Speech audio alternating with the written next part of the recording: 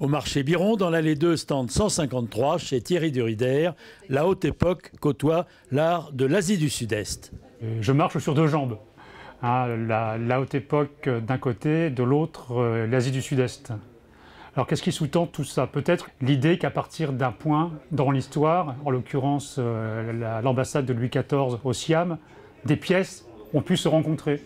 En 1682, Louis XIV, poussé par les jésuites, envoie au Siam, suite à une ambassade siamoise qui était venue à Versailles, envoie au Siam une ambassade. Donc l'ambassade part de Brest, du port de Brest, pour se rendre à Ayutthaya, la capitale du Siam à l'époque. Donc l'Oriflamme part de Brest et on y charge des meubles, des lustres, avec des cristaux, des glaces, enfin tout ce qui est dorure. Mais on y met vraisemblablement aussi des objets religieux, puisque le but secret est de convertir le roi Narai au catholicisme. Arrivé à Siam, on emmène les cadeaux à Ayutthaya, on remonte le fleuve, la Menam Chao Phraya.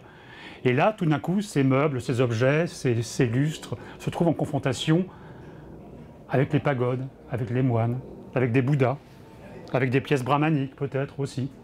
Voilà l'idée. Donc dans ma boutique, les pièces se rencontrent, se juxtaposent et peut-être quelque chose arrive. On a surtout des pièces religieuses datant de cette époque. Sainte Catherine d'Alexandrie, des apôtres, Saint Jacques. Et là, en l'occurrence, on a une pièce qui vient de la fin du XVe siècle, qui semble représenter le roi Louis XI, jeune. Notamment le chapeau, la bordure en fourrure sur le bas, la majesté, les décorations. On sait que Louis XI était très féru de décoration. Alors, personnage célèbre, c'est Vishnu, célèbre à sa manière, bien que la tête mitrée soit absente. Voilà un objet singulier.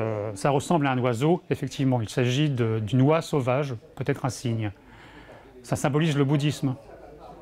C'était un objet qui était fiché sur des très hauts piliers à l'entrée des temples.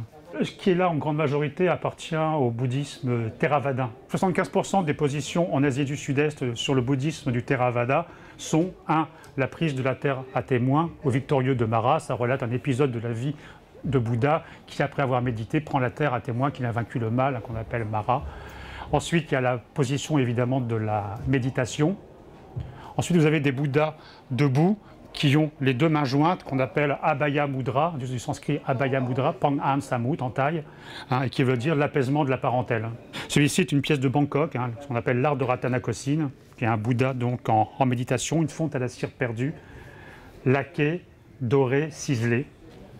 J'ai une formation d'une part d'historien à la Sorbonne, et ensuite de linguiste, en linguistique, puisque j'ai fait les langues en siamois.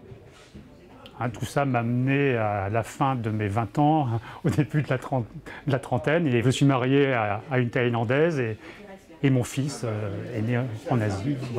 Voilà comment je suis arrivé ici.